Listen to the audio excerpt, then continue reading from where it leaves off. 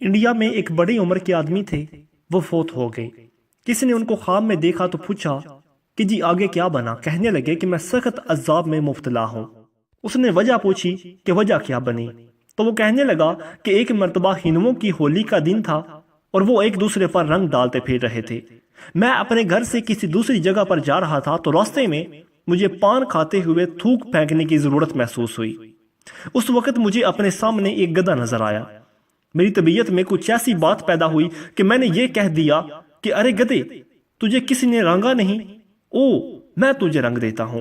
یہ کہہ کر میں نے اپنی پان والی تھوک گدھے پر پھینک دی۔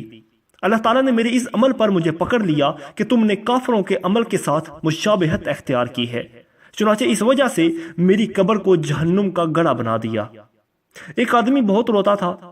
اس سے پوچھا، بھائی تم اتنا کیوں روتے ہو؟ تو وہ کہنے لگا کہ مجھے یہ بات سوچ کر رونا آتا ہے کہ میں نے جب گناہ کیا تو میں نے اپنے گناہ پر گواہ اس پروردگار کو بنایا جو مجھے سزا دینے پر قدرت رکھتا ہے۔ اللہ نے سزا کو قیامت کے دن تک مؤخر کر دیا اور مجھے قیامت تک ملت دے دی کہ تم نے اگر رو دو کہ منانا ہو تو منا لو۔ اللہ کی قسم، اگر مجھے اختیار دیا جائے کہ دو باتوں میں سے تو کسی بات کو اختیار کرتا، ساری مخلوق کے سامنے تیرا حساب کریں اور پھر تجھے جنت میں بھیج دیں، یا تجھے کہا جائے کہ تو مٹی ہو جا، تو میں قیامت کے دن مٹی بن جانے کو اختیار کروں گا۔ یعنی میں نہیں چاہوں گا کہ میرا نامہ اعمال ساری مخلوق کے سامنے کھولا جائے۔ ایک بزرگ کے بارے میں آتا ہے کہ وہ حج پر گئے ہوئے تھے، ایک جگہ جا رہے تھے، ان کا تھیلا ان کے ہاتھ میں تھا تو ایک نوجوان آیا اور ان سے ان کا تھیلا چھینا اور بھاگ گیا۔ ذرا آگے گیا تو اس کی آنکھوں کے سامنے اندھیرا چھا گیا، جیسے اس کی بینائی چلی گئی ہو۔ اس نے رونا شروع کر دیا۔ لوگوں نے پوچھا کہ کیوں روتے ہو؟ تو کہنے لگا کہ میں نے فلاں جگہ پر ایک بوڑھے میاں کا تھیلا چھینا ہے اور مجھے لگتا ہے کہ وہ کوئی مقبول بندے تھے کہ میری بینائی چلی گئی ہے، مجھے ان کے پاس لے چلو، میں ان سے معافی مانگنا چاہتا ہوں۔ چنانچہ لوگ اس کو اس جگہ پر لے گئے۔ وہاں وہ بڑے میاں نہیں تھے، قریب ہی ایک حجام تھا۔ اس سے پوچھا تو کہا کہ وہ نماز پڑھنے آتے ہیں اور پھر چلے جاتے ہیں، آپ اگلی نماز تک انتظار کریں، میں نشاندہی کر دوں گا۔ اگلی نماز تک وہ بزرگ آ گئے، اس حجام نے ان کی نشاندہی کر دی۔ اب وہ نوجوان ان سے معافی مانگنے لگا اور کہنے لگا کہ حضرت آپ مجھے معاف کر دیں، مجھ سے غلطی ہو گئی ہے، میں بڑا شرمندہ ہوں اور توبہ کرتا ہوں۔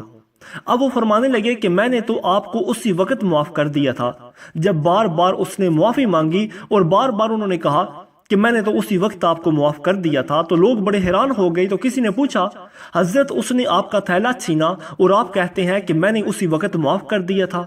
وہ بزرگ کہنے لگے کہ ہاں، مجھے ایک خیال آ گیا تھا اور اس خیال کی وجہ سے میں نے معاف کر دیا۔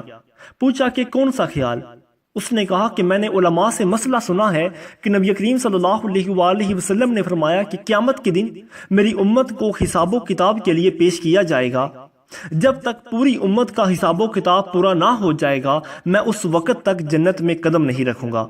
میرے دل میں خیال آیا کہ اس نے میرا تھیلا چھینا، اگر میں نے معاف نہ کیا تو قیامت کے دن میرا یہ مقدمہ پیش ہوگا، اور جتنی دیر اس مقدمے کے فیصلے میں لگے گی میرے محبوب صلی اللہ علیہ وآلہ وسلم کو جنت میں جانے میں اتنی دیر ہو جائے گی۔